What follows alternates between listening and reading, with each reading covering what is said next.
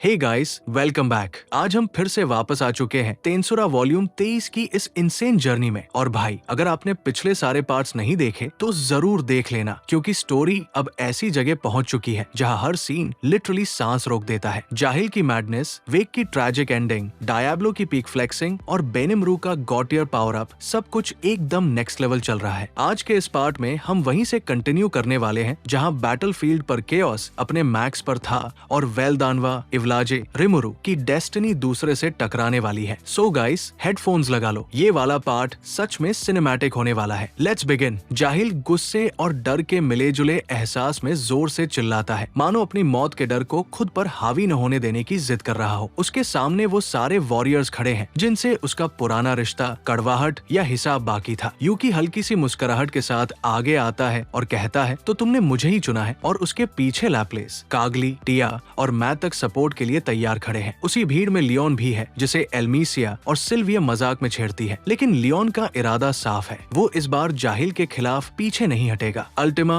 और कैर्रा भी मैदान में कूदती है और दोनों की आपसी तकरार बैटलफील्ड में एक खतरनाक स्पार्क की तरह फैल जाती है। दोनों एक दूसरे को नीचा दिखाने में लगी है, लेकिन उनकी आंखों में वही कॉन्फिडेंस है। आज कोई उन्हें रोक नहीं पाएगा। दूसरी तरफ कॉर्नू रिवाइव होने के बाद भी खुद को समझ नहीं पा रहा। उसे आखिरी याद बस वेलग्राइंड की आग और दर्द की है। जैसे ही उसे समझ आता है कि उसे किसने मारा था, वो पागलों की तरह चीखता है और उसकी एक ही रोर से हवा फटती हुई महसूस होती है। लेकिन उसका ये क्रोध रुद्रा की एक ही स्ट्राइक में शांत कर दिया जाता है। रुद्रा एक हाथ में अर्थ गॉड देवा पकड़े वेलग्राइंड को वेस्ट से पकड़कर खड़ा है और कॉर्नू को सीधे मार डालने का फैसला कर चुका है। कॉर्नू के सामने कैरियन, मिड्रे, फ्रे, ज़्लारियो, ओबेरा, फेल्डवे और स्वाभाविक रूप से डायब्लो तक खड़े हैं। पुराने दिनों में कॉर्नू इतना खतरा नहीं था, लेकिन रिवाइव होने के बाद उसकी ताकत किसी कंप्लीटली डिफरेंट मॉन्स्टर जैसी हो चुकी है। लड़ाई का नतीजा अभी भी किसी के पक्ष में नहीं झुका। वेक का रिवाइवल एक और कहानी कहता है। एक वीरान जगह पर अकेला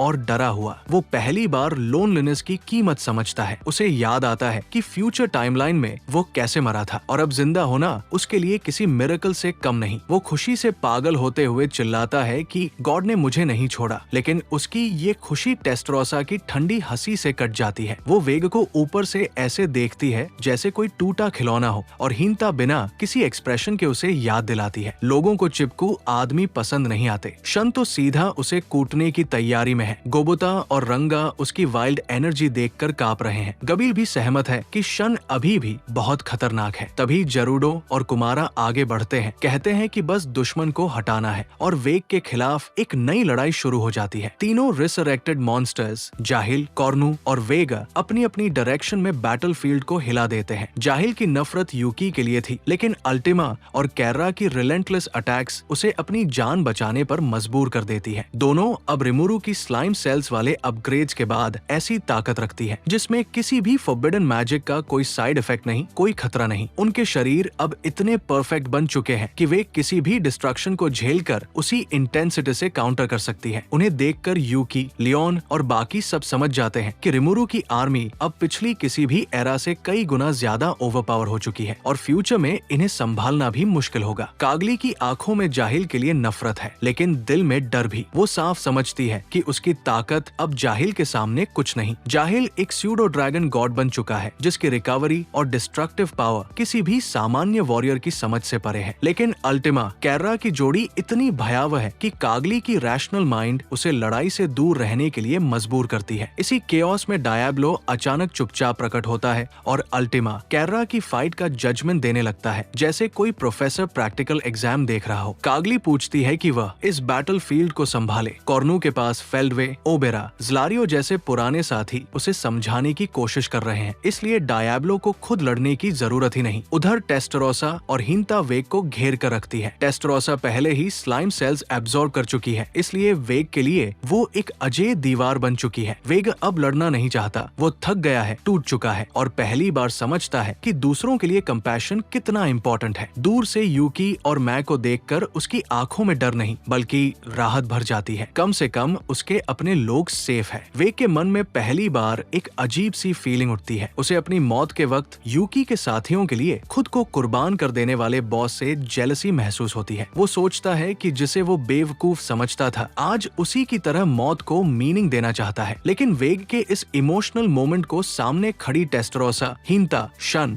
और कुमारा की खतरनाक मौजूदगी तुरंत कुचल देती है। टेस्टरोसा की कोल्ड स्टेयर ही वेग के लिए इतनी डरावनी है कि उसका पूरा शरीर सिर्फ उसकी तरफ देखकर ठंडा पड़ जाता है। अब वेग को समझ आ रहा था कि ये वो औरतें हैं जिनसे उसका पुराना हिसाब है और वो हिसाब आज पूरा होगा। अपने चारों तरफ मौत का घेरा महसूस करते हुए वेग पैनिक में ची हेल्प मी चिल्लाकर अपनी last resort ability evil dragon beast production activate कर देता है। बैटलफील्ड पर फैले हुए क्रिप्टिड के लाशों का इस्तेमाल करके वेग एक साथ 12 इविल ड्रैगन बीस्ट्स बना देता है। हर एक की एग्जिस्टेंस वैल्यू 10 मिलियन से भी ऊपर। स्किल और लेवल भले ही कम हो, पर प्योर ब्रूट पावर में ये बीस्ट्स किसी भी सेना को कुचल सकते थे। वेग की प्लान सिंपल थी, इन बीस्ट्स को अनलीश करो और खुद भाग जाओ। वो सोच रहा था कि इस दुनिया में उससे जुड़ा ज्यादा कुछ बचा नहीं। उसके कुकर्मों की यादें भी अब लोगों की मेमोरी से मिट चुकी है, तो अब उसे क्यों लड़ना चाहिए। लेकिन बैटलफील्ड की कहानी इतनी आसान नहीं होती। वेलग्राइंड, जो रुद्रा के साथ कॉर्नू का सामना कर रही थी, जैसे ही वेग के नए मूव्स देखती है, वो पूछती है कि क्या हमें हीरोज को फिर से बुलाना चाहिए। मसायुकी की एबिलिटी हेरोइक सोल गाइडेंस कई बीस्ट्स को एक साथ संभाल सकती थी, लेकिन रुद्रा मना कर देता है। कहता है कि मसायुकी की जान उस टेक्निक से पहले ही खतरे में पड़ चुकी है और दोबारा इस्तेमाल उसकी बॉडी को तोड़ देगा। वेलग्राइंड तुरंत समझ जाती है कि मसायुकी की सेफ्टी सबसे जरूरी है और प्लान बदल देती है। अब ये लड़ाई बाकी फाइटर्स को ही संभालनी पड़ेगी। इधर वेग के भेजे हुए 12 इविल ड्रैगन बीस्ट्स बैटलफील्ड को फाड़ते हुए दौड़ रहे हैं। गोबुता, रंगा, गबील और जेरुडो पूरी कोशिश करते हैं, लेकिन 12 बीस्ट्स को रोकना उनके बस का नहीं। इसलिए शन और कुमारा वेग को छोड़कर बीस्ट्स की तरफ भागते हैं। उसी वक्त कैरियन, मिद्राई और फ्रेभी कॉर्नू और रुद्रा की लड़ाई देख रहे थे। वेलग्राइंड की बात सुनते ही वे भी सपोर्ट के लिए मैदान में कूदते हैं। लियोन, एल्मीसिया और सिल्विया भी हालात समझकर इस फाइट में शामिल हो जाते हैं। एक आदमी अभी भी मिसिंग था, तभी सॉय शैडो से निकलकर बोलता है, मैं उसे संभालूंगा। अब हिंता का ध्यान वापस वेग की तरफ मुड़ता है। वेग अब बिल्कुल घिर चुका था, एस्केप असंभव लग रहा था, लेकिन तभी कुछ ऐसा होता है जिसका अंदाजा किसी ने नहीं लगाया था। एक पल में पूरा विश्व ठहर जाता है, टाइम रुक जाता है, हवा भी जम जाती है। बैटलफील्ड की हर चीख और हर वार फ्रीज होकर हवा में टंगा रह जाता है। जाहिल, कॉर्नू और वेग समझ जाते हैं कि दुनिया रुक चुकी है, लेकिन इवलाजे के बॉडीज होने के कारण वे सस्पेंडेड वर्ल्ड में मूवमेंट के लिए अडेप्ट कर लेते हैं। ये एक बहुत बड़ा एडवांटेज था, क्योंकि उनके अलावा ज्यादातर वॉरियर्स बिल्कुल इमोबिलाइज थे। वेग के लिए ये लिटरली लाइफ सेविंग मोमेंट था। इविल ड्रैगन बीस्ट्स समय रुकने के कारण मूव नहीं कर सकती, लेकिन टेस्टरोसा, शन और डायब्लो अब भी एक्टिव थे। सॉय सिर्फ सोच सकता था, उसका शरीर हिल नहीं रहा था। हिंता की तलवार वेग के सामने थी। टेस्टरोसा दूर से उसके चारों ओर नथिंगनेस डिप्लॉय कर चुकी थी। वेग को इंस्टिंक्टिवली लगा कि अभी नहीं भागा तो कभी नहीं। वो पूरी जान लगाकर उस नथिंगनेस में कूद जाता है। उसका शरीर जगह जगह से कटने लगता है, बट ही सर्वाइव्स। टेस्टरोसा की नई slime cell powered pure white nihilistic world उसे ऑलमोस्ट मिटा देती, लेकिन वो दर्द सहकर भी किसी तरह निकल भागता है। हिंता और टेस्टरोसा दोनों को ये भागना चुभता है, लेकिन डायब्लो कामली समझाता है कि वेगा आज जो वीकनेस दिखा रहा है वो पहले वाला वेग नहीं। उसके अंदर डिजायर टू विन ऑलमोस्ट गायब हो चुकी है। शन इसे कॉम्प्लेक्स क्यों बनाए? उसके हिसाब से दुश्मन को बस खत्म कर देना चाहिए, और सोचते सोचते वो वेग का पीछा करने भाग जाती है। डायब्लो और टेस्टरोसा भी उसके पीछे जाते हुए एक दूसरे को थका हुआ देखकर सर हिलाते हैं। दूसरी तरफ कॉर्नू के सामने फेल्डवे, ओबेरा और ज़्लारियो खड़े हैं, तीनों पुराने साथी और इस सस्पेंडेड वर्ल्ड में पूरी तरह सक्रिय। रुद्रा भी पीछे खड़ा इसे देख रहा है, क्योंकि मसायुकी की बॉडी इतनी फ्रेजाइल है कि वो ज्यादा कुछ कर नहीं सकता। अब कॉर्नू का माइंड पूरी तरह उलझ चुका है। वो समझ नहीं पा रहा कि उसकी मौत के बाद दुनिया में क्या हुआ। फेल्डवे उसे बताता है कि असल में कॉर्नू उस समय दूसरे वर्ल्ड्स पर इन्वेजन जारी रख रहा था फेल्डवे के ऑर्डर पर, इसलिए दोषी फेल्डवे है, कॉर्नू नहीं। ओबेरा और ज़्लारियो पूरी तरह फेल्डवे पर ब्लेम डालते हैं, लेकिन बातचीत धीरे धीरे रिवील करती है कि फेल्डवे वास्तव में हमेशा अपने फॉलोअर्स को डर और लोनलीनेस के कारण अपने कठोर जस्टिस पाथ पर मजबूर करता था। कॉर्नू का आर्ग्यूमेंट है, अगर गॉड कभी गलत नहीं होता तो उनके लीडर भी गलत नहीं होते, लेकिन फेल्डवे अब रिमुरु द्वारा दी गई गॉड सेल्स और अपनी रिवाइवल एक्सपीरियंस से समझ चुका है कि असल डिविनिटी डाइवर्सिटी में है, ब्लाइंड ओबीडियंस में नहीं। ये रियलाइजेशन उस पर भारी पड़ रही है और कॉर्नू कंफ्यूज्ड है कि क्या वह इतने सालों से गलत रास्ते पर था। ओबेरा और ज़्लारियो भी खुद ही अपने आर्ग्यूमेंट्स में फंस जाते हैं और उनकी चर्चा एंडलेस लूप में बदल जाती है। रुद्रा थककर रेस्ट करने चला जाता जाता है और वेल ग्राइंड उसकी रक्षा में खड़ी हो जाती है। इस तरह सस्पेंडेड वर्ल्ड में हर लड़ाई आम मानव की समझ से बाहर एक अलग ही स्तर पर जारी है। कुछ लोग भागने की कोशिश कर रहे हैं, कुछ अपने पास्ट से लड़ रहे हैं और कुछ अपने गॉड को समझने की कोशिश में खुद से लड़ रहे हैं। डायब्लो बैटलफील्ड से गुजर रहा था और उसी वक्त उसने कॉर्नू, फेल्डवे, ओबेरा और जरारियों को टाइम स्टॉप के अंदर बहस करते हुए देखा। पूरा सीन कंफ्यूजन, रिग्रेट और आइडियोलॉजी क्लैश से भरा हुआ था, लेकिन डायब्लो सिर्फ एक ठंडी, तिरछी नजर डालता है, जैसे कह रहा हो कितने बेवकूफ हो तुम लोग, और बिना कुछ बोले चुपचाप आगे बढ़ जाता है। उसकी वो स्कॉर्नफुल लुक सब कुछ कह देती है और वो उसी एलिगेंस के साथ गायब हो जाता है, जैसे उसे इस ड्रामा में जरा भी इंटरेस्ट न हो। इसके तुरंत बाद कहानी कट होती है जाहिल पर, जो अचानक रियलाइज करता है कि टाइम रुक चुका है। ये उसका पहला एक्सपीरियंस था, पर इवलाजे चिल्ड्रन के शरीर ने उसे इंफॉर्मेशन पार्टिकल्स महसूस करवाए, जिससे वो इस रुके हुए वर्ल्ड को नेचुरली एक्सेप्ट कर लेता है। उसके सामने अभी भी वही 3 महिलाएं खड़ी थी। अल्टिमा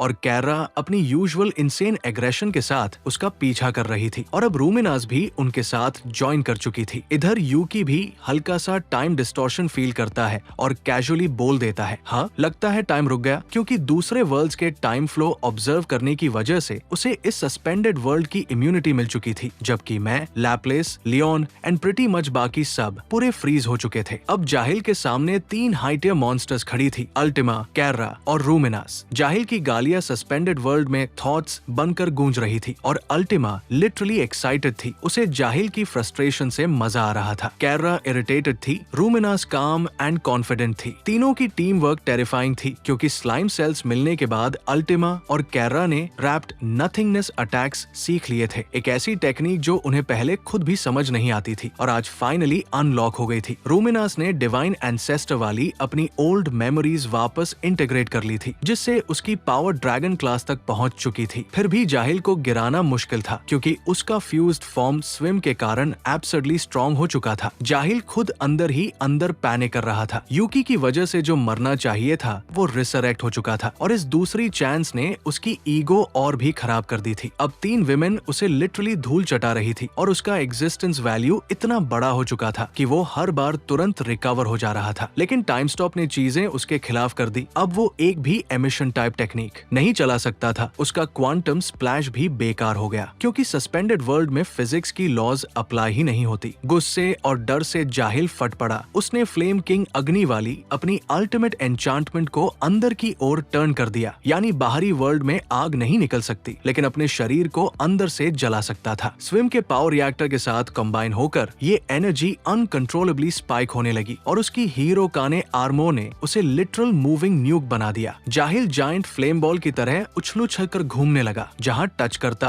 अर्थ डस्ट बन जाती। अल्टिमा, कैरा और रूमिनास तीनों इस अचानक पावर स्पाइक से शॉक में थी, क्योंकि ये suicide style self combustion move बेहद डेंजरस था। रूमिनास एनालाइज करती है कि जाहिल बिना जाने इस मूव को एक एडवांस्ड आर्ट की तरह एक्सिक्यूट कर रहा है। इंटरनल कंबशन रिएक्टर को ओवरलोड करके खुद को एक बाउंसिंग किलिंग मीटियोर में बदल रहा है। जाहिल इनसेन लाफ्टर के साथ तीनों को कॉर्नर कर रहा था। उधर यूकी, जो अब तक मैच को दूर बैठकर जज की तरह देख रहा था, अचानक डर गया, क्योंकि जाहिल की अनकंट्रोल्ड ट्रेजेक्ट्री अब सीधे उसकी तरफ आ रही थी। अगर वो खुद बच जाए तो पीछे खड़े लियोन, मैं, कागली सब मारे जाते। अगर वो बचाए तो खुद मरने का रिस्क। यूकी अपने माइंड में सोच रहा था कि अब शायद उसे अपनी लिमिट्स मान लेनी होंगी। वो सोचे हुए techniques, death palm plus anti skill combination से डैमेज कम करने की कोशिश करना चाहता है, लेकिन उसे पता था कि डिफरेंस इन मैजिक पावर इतना बड़ा है कि ये लगभग सुसाइड जैसा होगा। फिर भी यूकी डिसाइड करता है कि भाग नहीं सकता, जो होगा देखा जाएगा। लेकिन जैसे ही जाहिल उस पर गिरने वाला था, अचानक एक दीवार उसकी आंखों के सामने आग खड़ी होती है और उस दीवार की आवाज तंज कसती है, बॉस इतना टिमिड, ये तुम्हारी स्टाइल नहीं है। यूकी रिकॉग्नाइज करता है कि वो वेग था। अगले ही पल जाहिल और वेग टकरा जाते हैं और एक मॉन्स्ट्रस वाइब्रेशन चारों तरफ फैलती है। अगर टाइम फ्रोजन न होता तो सराउंडिंग्स पूरा हैश और डस्ट बन चुके होते। यूकी घबराकर बोलता है वेग, और वेग ऐसे खड़ा था जैसे ये सब उसके लिए कुछ भी नहीं। वेग की एग्जिस्टेंस वैल्यू जाहिल से कहीं ज्यादा थी, इसलिए उसे इतनी आसानी से मारा नहीं जा सकता था। वो बिल्कुल कैजुअल कॉन्फिडेंस के साथ खड़ा था, जैसे उसकी मौत का सवाल ही नहीं उठता। जाहिल को ऑलमोस्ट खा लेने के बाद वेग की फाइट अभी खत्म नहीं हुई थी। वेग खुद बुरी तरह जला हुआ था, लेकिन उसकी टर्न बाकी थी। जाहिल की giant extremely large flame ball को काउंटर करने के लिए वेग ने अपना सब सबसे डेंजरस ट्रम्प कार्ड एक्टिवेट कर दिया, इन्फिनिट ईटर। ये वही एबिलिटी थी जिसने जेरानूस का डार्क मल्टीप्लिकेशन ईटर बटा डिवास्टेटर वायरस भी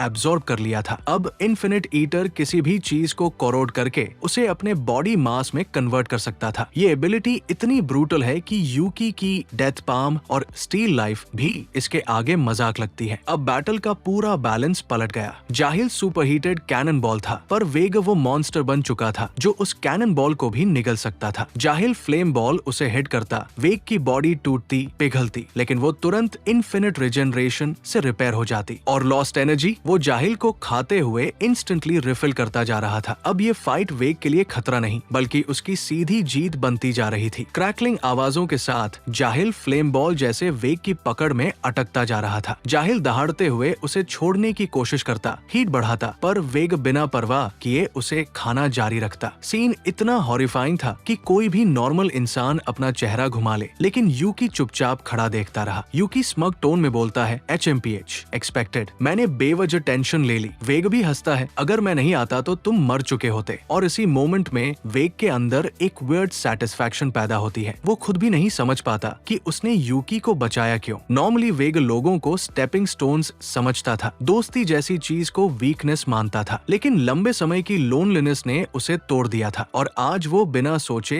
किसी दोस्त के लिए रिस्क उठा बैठा। पहली बार वेग को लगा, हे मैं भी कुछ अच्छा कर सकता हूँ, पर इसके उलट जाहिल का जला हुआ घृणा से भरा कॉन्शियसनेस वेग के भीतर सर्वाइव कर गया था और उस रिजेंटमेंट ने एक भयानक रास्ता चुना। अल्टिमा और कैर्रा को अचानक एक फेंट मैजिकल डिस्टर्बेंस महसूस होती है जो टाइम स्टॉप के अंदर भी मौजूद थी। ये इम्पॉसिबल होना चाहिए क्योंकि सस्पेंडेड वर्ल्ड में केवल प्रिमिटिव मैजिक काम कर सकती है, पर ये मैजिक नहीं था, ये इविल आर्ट थी। जाहिल का फॉरबिडन स्पेल बॉडी स्नैच। ये टेक्निक मौत को मीडियम बनाकर सेकंड लाइफ छीन लेती है। कैर्रा चिल्लाती है, वेगा उसे अभी खत्म करो। जाहिल अभी भी जिंदा है, लेकिन तब तक बहुत देर हो चुकी थी। जाहिल की डेथ पहले ही तय हो चुकी थी। बॉडी स्नैच की रिक्वायरमेंट ऑलरेडी फुलफिल हो चुकी थी। मरिया चीखती है, हिज टारगेट इज वेगा। अब असली हॉरर शुरू होता है। वेग की मेंटल डिफेंसेस ऑलमोस्ट टूट चुकी थी। इन्फिनिट लोनलीनेस और एंड वर्ल्ड के ट्रॉमा ने उसके हार्ड कोर को कमजोर बना दिया था। इसी एक कमजोरी का फायदा उठाते हुए जाहिल वेग के अंदर घुस जाता है और उसके माइंड को अपनी पकड़ में लेने लगता है। वेग कांपता हुआ यूकी की तरफ देखता है, बॉस हेल्प मी, मेरे अंदर कुछ बहुत ही डरावना घुस गया है। उसका शरीर वायलेंटली पल्सेट करने लगता है और सबको इंस्टेंटली समझ आ जाता है कि एक नया मॉन्स्टर पैदा हो रहा है। वेग प्लस जाहिल प्लस स्विम प्लस काकेशी प्लस डिवास्टेटर वायरस। ये फ्यूजन इतनी एबनॉर्मल पावर क्रिएट कर रहा था कि अल्टिमा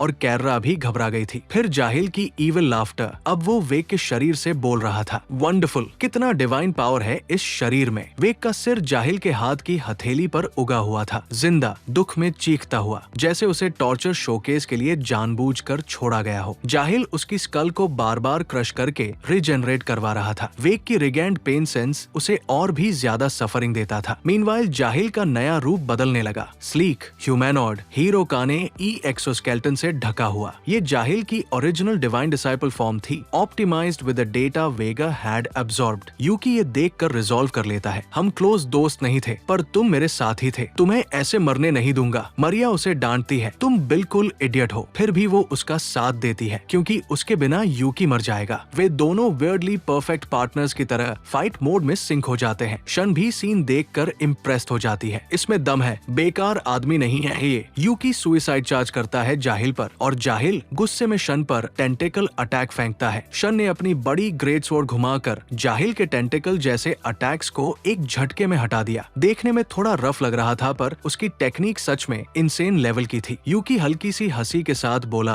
कि काफी सॉलिड है और शन ने जो मौका अपने जान दाव पर लगाकर बनाया था उसे वेस्ट किए बिना यूकी ने तुरंत अपनी टेलीपोर्टेशन शुरू की और सीधे जाहिल के पास ब्लिंक कर गया। टाइम पूरी तरह रुका हुआ था, लेकिन विजिबल रेंज में टेलीपोर्टेशन अभी भी चल सकती थी, इसलिए यूकी ने जैसे ही वहां एंट्री मारी उसने अपना सबसे dangerous secret move lost entropy full power पर एक्टिवेट कर दिया। जाहिल ने पहले तो उसे लाइटली मॉक किया कि बच्चों वाली ट्रिक है, लेकिन अगले ही पल उसे महसूस हुआ कि यूकी का हाथ सीधा वेग के उस सिर पर पड़ा है जो जाहिल के हाथ में उगाया था। दर्द या इफेक्ट तो जाहिल को कुछ महसूस नहीं हुआ, इसलिए उसे लगा कि वो अटैक बेकार गया है, पर असली टारगेट जाहिल था ही नहीं, वो वेग था। यूकी के टेक्निक ने वेग के अंदर से उसकी जीवित रहने की इच्छा, डर, दर्द सब शांत कर दिए, जैसे उसके दिल को एक आखिरी बार आराम दिया जा रहा हो। वेग का चेहरा एकदम पीसफुल हो गया और वो मुस्कुराया। अब ना दर्द है ना डर। लेकिन लड़ाई खत्म नहीं हुई थी। शन ने उसी मोमेंट को पकड़कर अपने अल्टीमेट सुसानु पावर्ड स्वॉर्ड स्ट्राइक से जाहिल की कलाई को काट डाला और जाहिल के हाथ में उगा हुआ वेग का सिर हवा में उछल गया। लेकिन इससे पहले कि वो गिरता,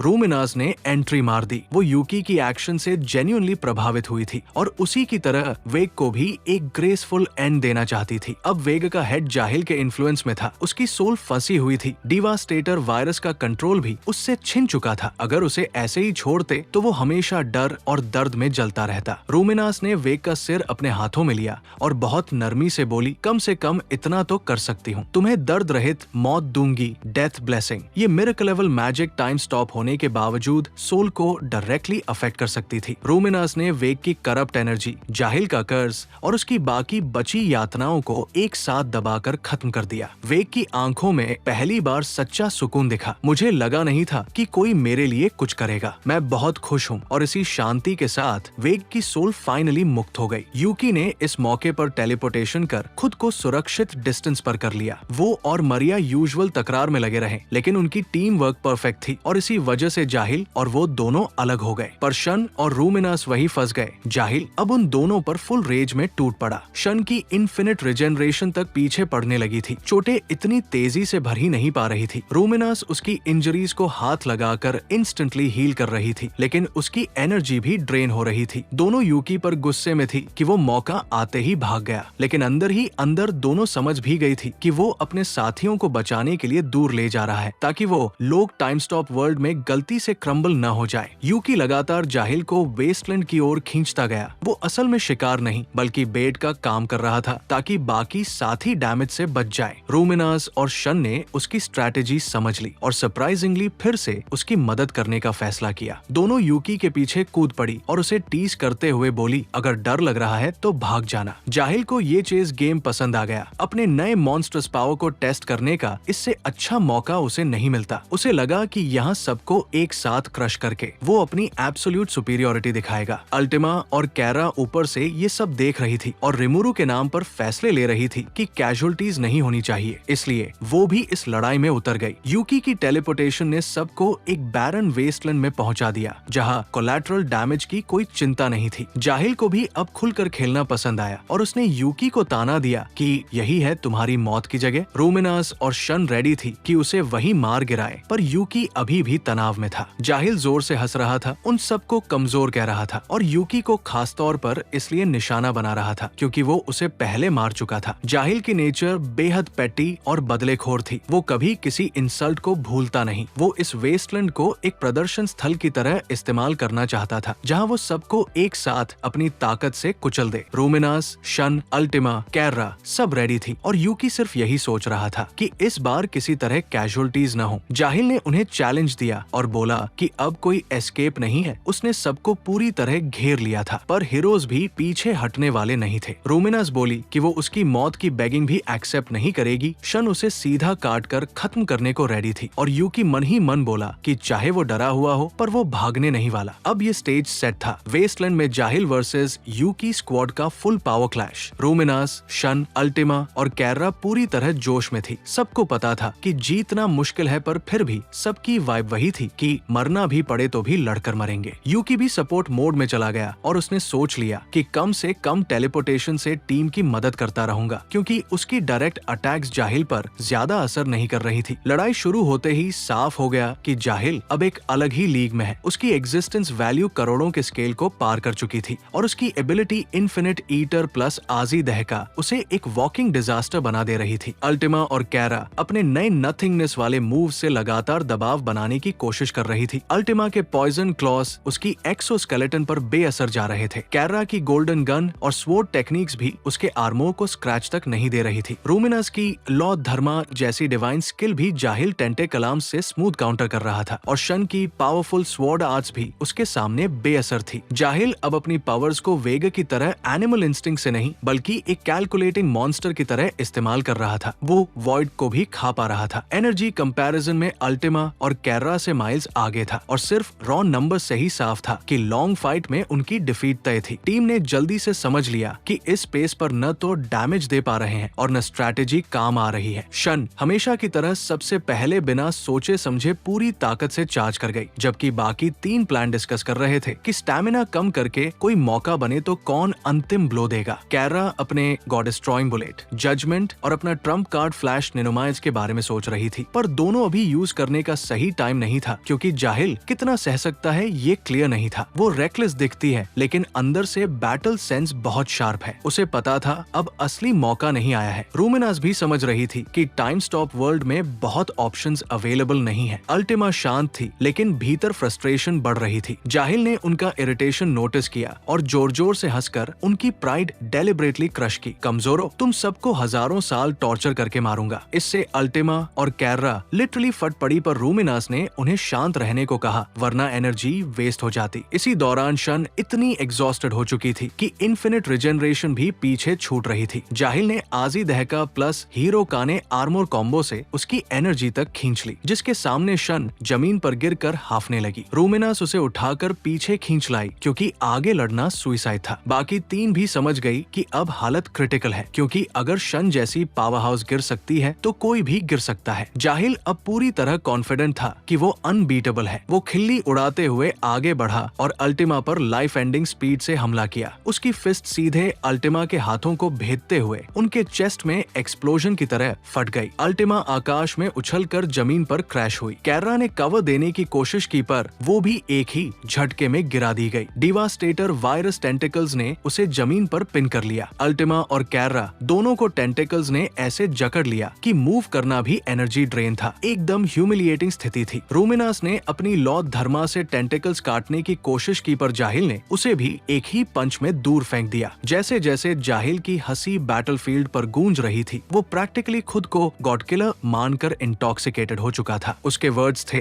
वीक वीक वीक। अब मुझे कोई नहीं रोक सकता, किसी भी दुनिया में नहीं। ऐसा लग रहा था कि लड़ाई खत्म हो चुकी है। सब तरफ डिस्पेयर था। अल्टिमा इमोबिलाइज्ड, कैर्रा बाउंड, शन एग्जॉस्टेड, रूमिनास पीछे धकेली गई। यूकी छुपा हुआ अपनी टीम को बचाने की कोशिश कर रहा था, लेकिन ठीक उसी समय बैटलफील्ड का माहौल बदल गया। 2 कोल्ड वॉइसेस गूंजी, नॉजी, रियली अनप्लेजेंट। ब्लैक और व्हाइट आ चुके थे। टेस्टरोसा और अल्टिमा का प्रिमोडियल काउंटरपार्ट ऑरा फैल चुका था और असली लड़ाई अब शुरू होने वाली थी। डायब्लो आगे बढ़ा और बोला, शायद तुम अकेले लड़ने का प्लान बना रहे हो। उसने साफ कह दिया कि वो उनकी एबिलिटी मानता है, पर न्यूसेंस भी है, इसलिए उन दोनों अल्टिमा कैर्रा को मैं संभालूंगा। डायब्लो ने जाहिल की तरफ ऐसे चला जैसे सैर पर निकला हो, बिल्कुल शांत और बदस्तूर कॉन्फिडेंट। जाहिल की एनर्जी जबरदस्त थी, पर डायब्लो के अंदर भी चमक थी। उसे ये मौका चाहिए था कि वो खुद जाहिल को मारे और रिमुरु के काम आ सके। डायब्लो ने वही किया जो वो हमेशा करता आया था, मेहनत, स्टडी, ट्रेनिंग,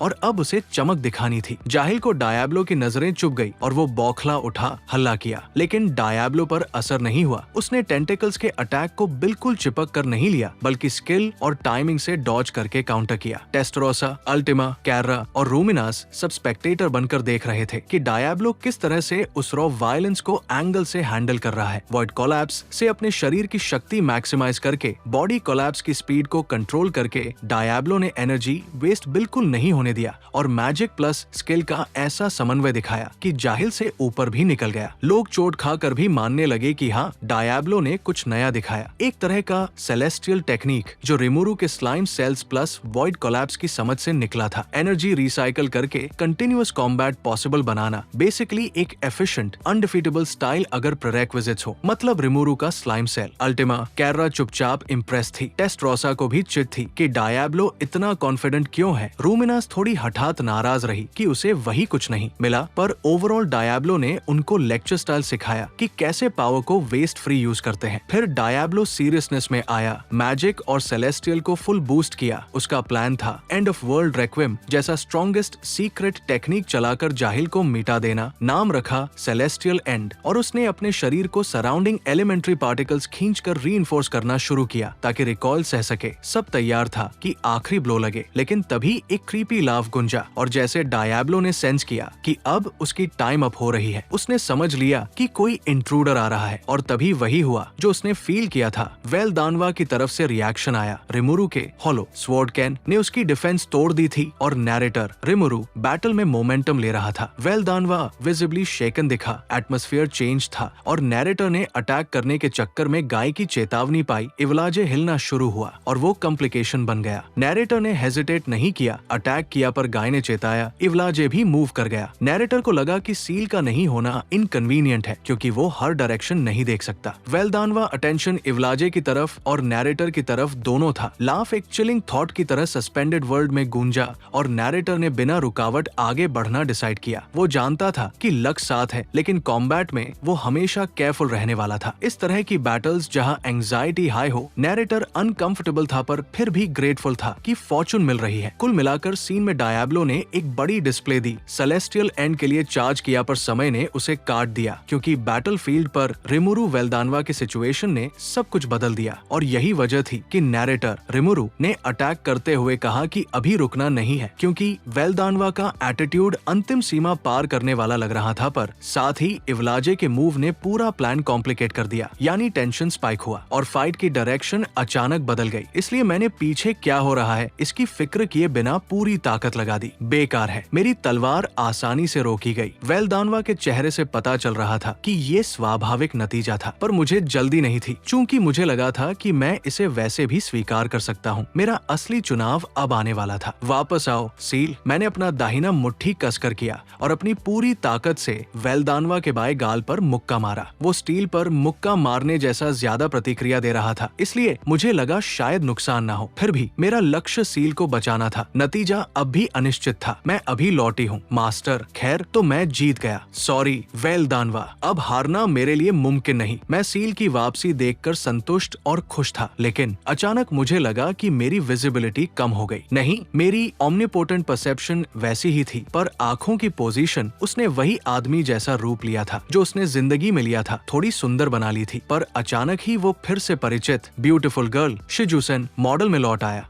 सीलसन, ऐसा रूप दिखाना बिल्कुल भी खैर नहीं है। किसी अजीब वजह से मुझे डांटा गया। मुझे लगा ये अनुचित है, पर बस इस बातचीत के होने से खुश था। मैंने फिर से महसूस किया मुझे सीलसन चाहिए और अब मैं किसी से भी डरने वाला नहीं था। कोई भी अपोनेंट हो, मुझे हिलने डुलने का कारण नहीं था। हाँ, ए बात की अफसोस है कि उसने मिकामी सतोरु से रिमुरु में वापसी कर ली, पर बाकी सब बढ़िया था। और सौभाग्य से इवलाजे का निशाना मैं नहीं बल्कि वेल्दानवा था। इसे देखकर मैं बहुत खुश हुआ, पर इवलाजे के इनकॉम्प्रिहेंसिबल बयानों ने मुझे परेशान भी किया। मैं लूसिया हूँ, लूसिया मैं हूँ, ये क्या बकवास है। लगता है इवलाजे ने वेल्दानवा के जारी किए हुए मेमोरी से लूसिया की यादें हासिल कर ली थी और अब वो खुद को लूसिया मानने लगी थी, पर असलियत कुछ और थी। इवलाजे वही इवलाजे है, विनाश की मूर्त रूप। भले ही वो लूसिया जैसी दिखे और उसकी यादें हों, अंदर से वो फिर भी इवलाजे ही रही, सिर्फ अपनी इच्छाओं की वफादार और दूसरों के बारे में सोचने में असमर्थ एक बच्ची। वेल्दानवा आखिर क्या सोच रहा है? मेरी ईमानदार राय है कि सब फालतू हल्ला कर रहे हैं। फिर भी कारण जो भी हो, इवलाजे सीधे वेल्दानवा की तरफ बढ़ी और ये बहुत ही हास्यास्पद पल था। अंतिम बॉस का आमना सामना एक पूरी तरह से अनपेक्षित मोड़ था, पर उसी की वजह से मुझे अब थोड़ी सांस लेने की जगह मिलती दिखी। विजेता का सामना करना पड़ेगा, पर उसी समय दोनों के एक साथ टकराने से बेहतर लग रहा था और शायद मेरी किस्मत रही तो मुझे फल भी मिल जाए। फिर भी एक बात ने मुझे सताया, सील के बारे में। जैसे ही मैं वेल्दानवा को मुक्का मार रहा था, मैंने जोरदार तरीके से एसोयल डिवोरेंजी एक्टिवेट कर दी ताकि शायद सान जो संभवतः उसमें एब्जॉर्ब हो गए थे उन्हें मैं एब्जॉर्ब कर सकूं। पर इस ऑपरेशन की सफलता के लिए एनिमी का डिटेल्ड एनालिसिस जरूरी था। न सिर्फ हमें पता नहीं था कि सील कहाँ है, बल्कि उनकी कंडीशन भी अज्ञात थी। उनकी लोकेशन और कोई सूचना पाए बिना सील वापस पाना असंभव था। पर एक समस्या थी, सील बहुत ही आसानी से वापस आ गई थी। ये खुशी की बात थी, पर चाहे जितना सोचूं, मुझे लग रहा था कि ये मेरी उपलब्धि नहीं है। ऐसा नहीं है बिना मास्टर कि मैं अभी भी कैद में रहती। नहीं नहीं, वो तो झूठ ही है ना। मैं नाखुश हूँ। मैंने कभी अपने मास्टर से झूठ नहीं बोला, यहाँ तक कि पहले भी कभी। क्या ऐसा था? मुझे लगता है मैंने धोखा खाने की कई यादें हैं, वो बस तुम्हारी कल्पना है। सच में? खैर ठीक है, सही मान लेते हैं। बहुत ज्यादा सोचूं तो मैं हार जाऊंगा। और तभी मुझे याद आया कि एक और जरूरी काम बचा हुआ है, बेनिमरू। मैंने सब कुछ किया और बाकी रामरिस पर छोड़ आया था। फिर भी मुझे लगा कि सील शायद उस स्थिति को और बेहतर तरीके से संभाल पाए। मैंने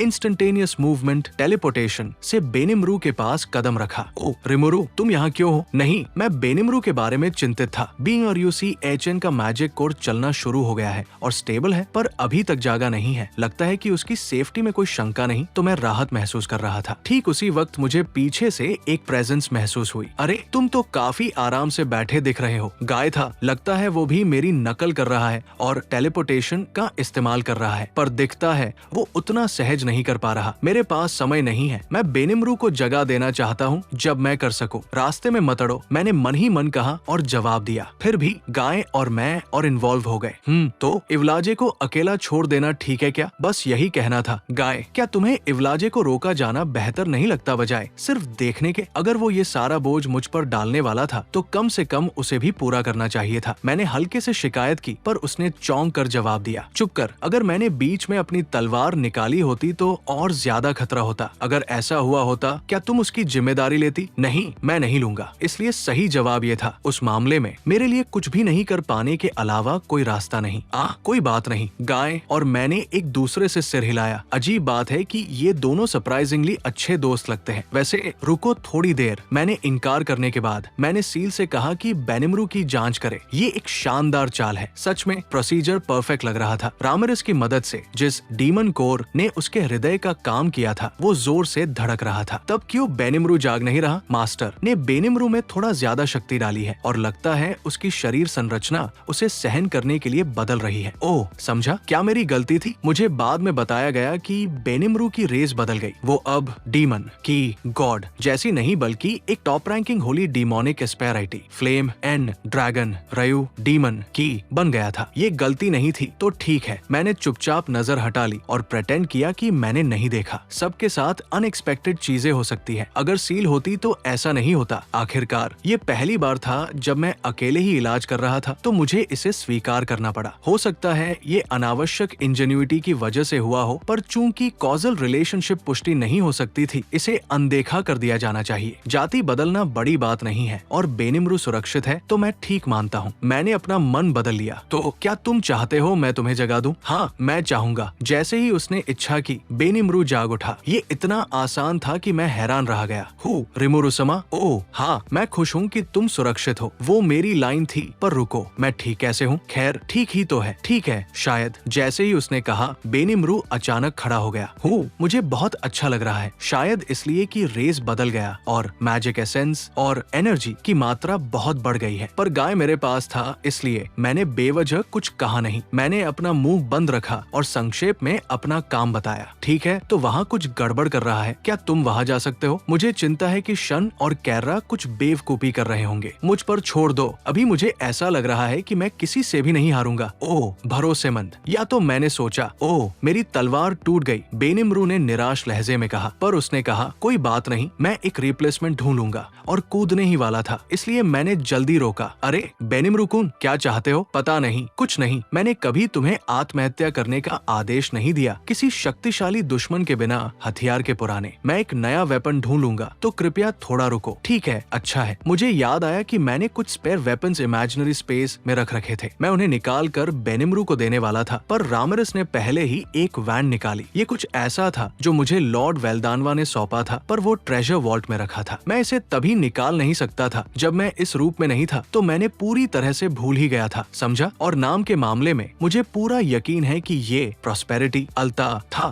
पर क्या ये सिर्फ एक कैंडी सा केन था? जैसे ही बेनिमरू ने उसे उठाया वो लंबी तलवार में बदल गई। वाह, ये कमाल है, बेनिमरू आश्चर्य में बोला। लगता है वेल्दानवा द्वारा बनाए गए वेपन्स अपने ओनर की इच्छा से कोई भी शेप ले सकते हैं। मुझे लगा कि मेरी हार हुई, थोड़ी चिढ़ हुई। और भी बेनिमरू की टूटी हुई तलवार क्रिम्सन गू रेन टुकड़ों में बिखर गई। पर अजीब बात ये थी कि केवल एक मार्बल साइज का क्रिम्सन और बचा। प्रॉस्पेरिटी अल्ता के बेस में एक छोटा सा छेद हुआ, जैसे वो इसे स्वीकार करने के लिए बना हो, और वो परफेक्ट फिट हो गया। ओह, ये तो ऐसा लग रहा है कि कुरेनाई गू रेन का पुनर्जन्म हुआ है। दिखावट वही है पर शक्ति पूरी तरह अलग लेवल की है। शायद हाँ, क्योंकि कोई बात नहीं, ये एक जेनेसिस क्लास है। रामिरेस ने कुछ अविश्वसनीय छुपा रखा था, पर उसे भूल जाना भी समझ में आता है। वैसे भी उसे 2000 साल से ज्यादा समय तक ये इंटरेस्टेड था, और शायद उसकी रीइंकार्नेशन से पहले की कहानी है जिसे रामिरेस बार बार दोहरा रही थी। फिर भी प्रॉस्पेरिटी अल्ता, है ना? क्या लैबिरिंथ ने धनीपन पैदा किया क्योंकि रामिरेस के पास ये था, या बस एक संयोग? लगता है गेम, केसिंग्स, बॉडी और दूसरी चीजें भी रामिरेस के लैबिरिंथ से आई होंगी, तो शायद उनके पास प्रॉस्पेरिटी अल्ता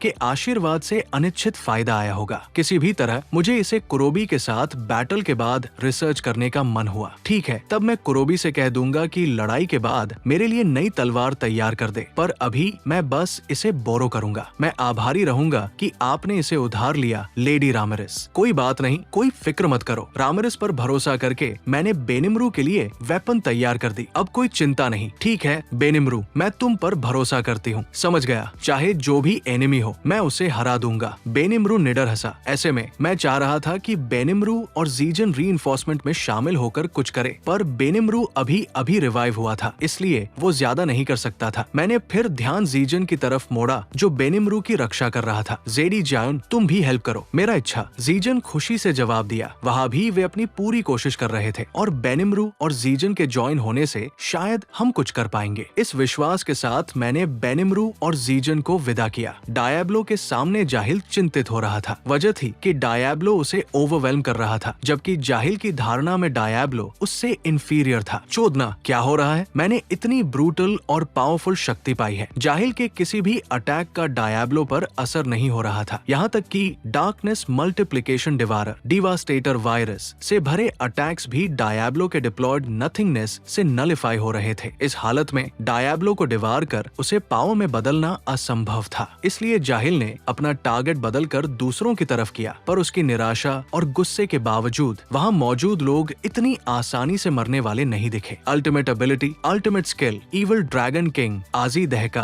का असली मूल्य इसमें है कि वो जो डिवार करता है उसकी शक्ति एब्जॉर्ब कर लेता है, चाहे वो कॉर्प्स हो। पर अगर वो डिवार्ड मटेरियल्स का उपयोग करके ऑर्गेनिक डोमिनेशन और मास प्रोडक्शन ऑफ रेप्लिकेशन कर सके तो एक बड़ी संख्या में पावरफुल इविल ड्रैगन बीस्ट्स बना सकता है। वेगा मानसिक रूप से इमेच्योर था और अपनी अथॉरिटी के शक्ति को समझ नहीं पाया। जाहिल अलग था। वो अपनी अल्टीमेट एबिलिटी से एबिलिटी एब्जॉर्प्शन का पूरा इस्तेमाल कर सकता था और अपने दुश्मनों की एनर्जी चुरा सकता था, और फिर भी वो यहाँ मौजूद लोगों से एनर्जी नहीं ले पा रहा था। यूकी ने टीलीपी और बच निकलने का इस्तेमाल किया और डायब्लो के अलावा टेस्टरोसा, अल्टिमा और कैर्रा भी एनओटी एचाइनजेनियसिस का इस्तेमाल करके बच निकले। मेरे से चिढ़ मत करो, जाहिल ने गुस्से में कहा। उसने सोचा कि वो बेहोश शन को निशाना बना सकता है, पर रूमिनास ने एक इम्प्रेग्नेबल डिफेंस खड़ी कर दी थी। फिर उसने रूमिनास को एलिमिनेट करने की सोची, पर टेस्टरोसा और बाकी तीनों ने रास्ता रोक लिया। इस सब के बीच डायब्लो ने उसे कोने में धकेल दिया और जाहिल के पास कोई रास्ता नहीं बचा सिवाय कि उसने अपना टारगेट बदलकर कॉर्नू जैसा प्रे ढूंढा। हालांकि ये भी सीमित था। मैदान पर क्रिप्टेड कॉर्प्सेस के ढेर थे, पर उन्हें खाना असल में बेकार था। जाहिल पहले ही स्विम और काकेशी जैसे दो जायंट्स पर कब्जा कर चुका था। फिर भी डायब्लो के सामने वो काबिल नहीं था। अगर वे मटेरियल्स प्राप्त कर पाते तो वे एक इविल ड्रैगन बीस्ट बना सकते थे,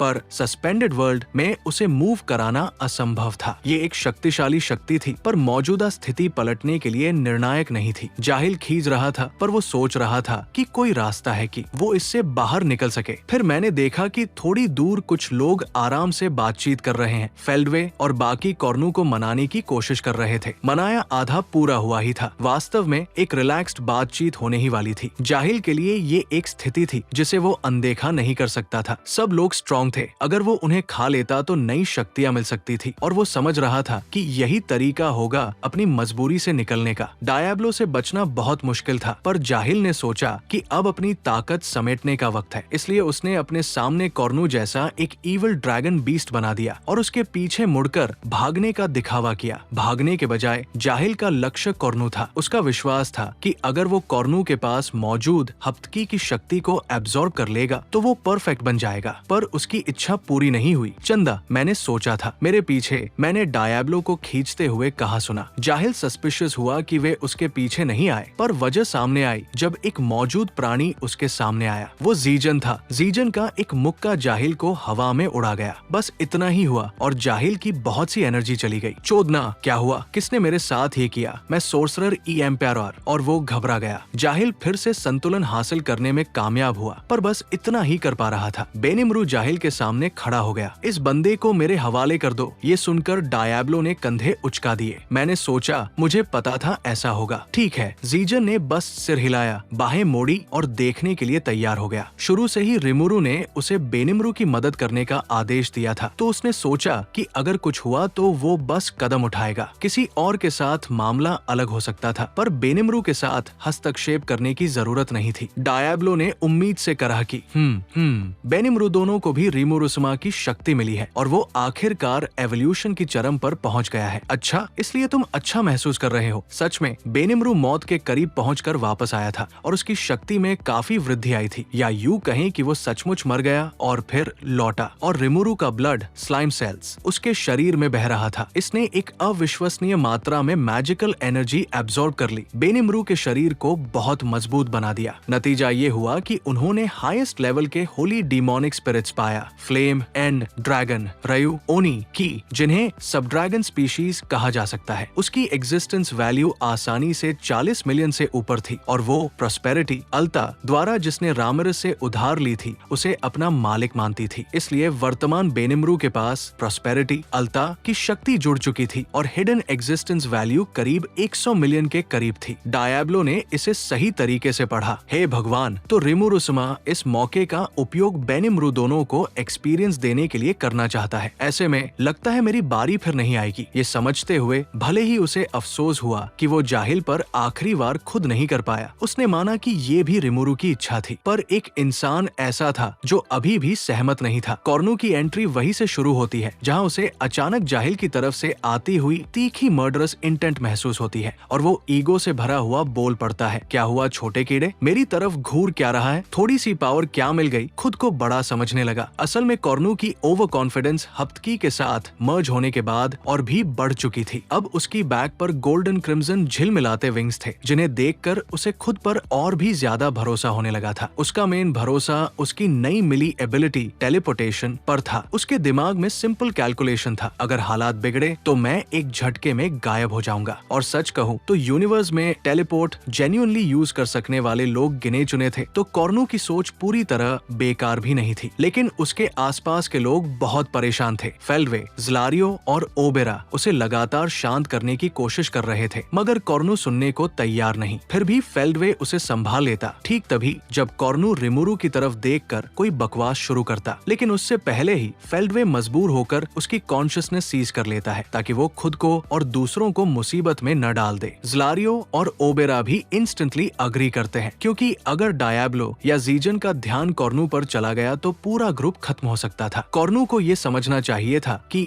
फेल्डवे ने उसकी जान बचाई, पर जैसा वो है उसे इसका अंदाजा तक नहीं था। अब सीन कट होता है बेनिमरू वर्सेस जाहिल पर। बेनिमरू सीधा जाहिल के सामने खड़ा होता है। पावर गैप अभी भी बहुत ह्यूज था। जाहिल की प्रेजेंस बेनिमरू से दुगनी थी, लेकिन बेनिमरू जरा भी नहीं डर रहा था। और बेनिमरू के लिए सिंपल रूल है, जिससे डर न लगे वो स्ट्रॉन्ग नहीं है। बेनिमरू पहली बार जाहिल से मिल रहा था, इसलिए वो कैजुअली बोल देता है, मरने से पहले नाम तो बता दे। ये सुनकर जाहिल फट पड़ता है, मैं हूँ महान सोर्सरर एम्परर जाहिल, मैं ईश्वर को मारकर नया क्रिएटर गॉड बनने वाला हूँ। पर अंदर से जाहिल बहुत काम और कैलकुलेटिंग था। उसे पता था कि हालात बिगड़ चुके हैं और एस्केप तभी पॉसिबल है अगर वो बेनिमरू को खाकर उसकी डिवाइन स्वॉर्ड हड़प ले। बेनिमरू के पास जो वेपन था वो clearly god made sacred artifact था और जाहिल उसे अपना बनाने के लिए तड़प रहा था। दूसरी तरफ डायब्लो और जीजन जाहिल की ये मैं गॉड बनूंगा वाली बातें सुनकर लिटरली गुस्से में जल रहे थे। दोनों रिमुरु को ही अपना गॉड मानते हैं, तो उनके लिए ये सीधा बेसुरा अपमान था। बेनिमरू खुद भी थोड़ा ऑकवर्ड फील करता है और उन्हें शांत करवाता है, फिर जाहिल पर ध्यान देता है। फिर बेनिमरू रियलाइजेशन में बोल पड़ता है, ओह, सेक्रेड ट्री वाली लड़ाई में तेरा ही एहसान बाकी था। बेनिमरू को याद आता है कि सेक्रेड ट्री पर वो केवल डिफेंस कर रहा था, वो फाइट उसे अधूरी लगी थी और अब उसको असली मौका मिल चुका था ये चैप्टर खत्म करने का। जाहिल अचानक चिल्लाता है, यही मौका है, और बेनिमरू पर ब्लेजिंग पंचेस बरसाने लगता है। उसकी फिस्ट्स लाल गरम ग्लोइंग मेटल की तरह होंठ रही थी, टेंटिकल्स में स्प्लिट होती और हजारों स्ट्राइक्स की बारिश करती। लेकिन बेनिमरू हिला तक नहीं, वो एक स्मूथ स्लाइड स्टेप लेता है और सारी अटैक्स उसके आर पार निकल जाती है। जाहिल शॉक में पूछता है, ये किया क्या तूने? बेनिमरू कामली जवाब देता है, ultimate skill king of heat flames Amaterasu, secret art sun flame. अब मैं तुम्हें असली हीट फ्लेम डिफेंस और ओफेंस का मीनिंग समझाता हूँ। फाइनल फेयरवेल के तौर पर उसका बॉडी पूरे बैटलफील्ड में हीट हैज की तरह शिमर करने लगता है। फिजिकल बॉडी होते हुए भी कोई उसे छू नहीं पाता। जाहिल की इंटेंस हीट अटैक्स भी उसे छू नहीं सकती, क्योंकि बेनिमरू का फ्लेम एट्रीब्यूट उससे कई लेवल्स ऊपर है। फिर बेनिमरू अपना फिनिशर एक्टिवेट करता है, hazy black flame 100 Bloom chaos slash. एक पल में जाहिल जाहिल हजारों इनविजिबल स्लैशेस से कटकर डस्ट में बदल जाता है। उसका हर सेल ब्लैक नथिंगनेस फ्लेम से चिपक कर जलता जाता है, वो फ्लेम जो एक्सटिंक्शन तक नहीं रुकती। जाहिल अगोनी में तड़पता है क्योंकि उसकी रिजनरेटिव सेल्स और ब्लैक फ्लेम के बीच सेकंड्स की एक एंडलेस वॉर चलती है, पर आखिर में ब्लैक फ्लेम जीत जाती है। बेनिमरू कैजुअली बोल देता है, आश्चर्य है, काफी आसान था। डायब्लो डिसअपॉइंटेड होता है कि उसे लड़ने का मौका नहीं मिला। जीजन इम्प्रेस होता है। तीनों के बीच वो राइवल एनर्जी वाली रिस्पेक्ट क्लियरली दिखाई देती है। अब कट होता है वेल ग्राइंड की तरफ। वो दूर से साई करती है, कहती है बेनिमरू इस लेवल का हो गया है, अगर इसके भाई वाली स्वॉर्ड भी उसके हाथ में है तो ये मुझसे भी बराबरी कर सकता है। रुद्रा तुरंत रोमांटिक लाइन मार देता है, अरे मेरी जान, तुम्हारा स्वॉर्ड तो मैं हूँ। मसायु की एम्बैरसमेंट में मर ही जाता है क्योंकि रुद्रा की आवाज उसे साफ सुनाई देती है। उधर कोर्नू होश में आता है और बेनिमरू द्वारा जाहिल को काटते हुए देखता है। वो लिटरली हिल जाता है, ये बंदा आखिर है कौन? फेल्वे सोचता है कि शायद अब कोर्नू समझ गया कि वो कितना इमेच्योर था। कोर्नू फाइनली बोलता है, अब तक मैं थोड़ा सेल्फ सेंटर था। ज़लारियो और ओबेरा पल के घुमाते हैं थोड़ा। फेल्वे उसे इग्नोर करके बोलता है, अब से हम कॉमरेड्स को इम्पोर्टेंस देंगे। कोर्नू इमोशनल होकर बोलता है, मैं तुम्हारे साथ चलने को तैयार हूँ, और फेल्वे सक्सेसफुली कोर्नू को वापस पॉजिटिव साइड पर खींच लाता है। अब कैमरा वापस फाइनल बैटलफील्ड पर शिफ्ट होता है और वेलदानवा पूरी तरह कंफ्यूज्ड है। जाहिल मरा, लूसिया की मेमोरी एक्टिवेट हुई और इवलाजे जो लूसिया जैसा दिखता है लेकिन अंदर से प्योर डिस्ट्रक्शन है, अब वेलदानवा पर ही टूट पड़ा है। उसके हाथ में मेमोरी और वेलदानवा के हाथ में काइंडनेस, दोनों डिवाइन फ्रैगमेंट्स आपस में टकराने के लिए खिंच रहे हैं। इवलाजे हंसते हुए चिल्लाता है, लव इज वंडरफुल, आओ मिलकर एक हो जाए, सब खुश हो जाएंगे। लेकिन ये लूसिया नहीं है, ये सिर्फ उसकी यादें खा चुकी एक विनाशकारी एंटिटी है। वेलदानवा फाइनली समझ जाता है ये रास्ता गलत था। लूसिया की कमी ने उसे पागल बनाया और गलत चॉइसेस करवाए। वो उसे रोक भी नहीं पा रहा क्योंकि इवलाजे की इच्छा है उसे और उसकी प्रिय लूसिया की सोल को एक में मर्ज कर देना, उसे निगल कर परफेक्ट लव बनाना। और इसी टेंशन के बीच दुनिया की असल हिस्ट्री खुलती है, कैसे अकेलेपन से टूटे वेलदानवा ने बॉर्डम दूर करने के लिए दुनिया बनाई, उसमें ड्रैगन्स पैदा हुए, फिर प्रिमोडियल एंजल्स, फिर ल्यूमिनस जैसी देवियों का जन्म हुआ। लेकिन उस विशाल क्रिएशन के बावजूद उसके दिल में जो खालीपन था वो कभी नहीं भरा। सो गाइस, ये था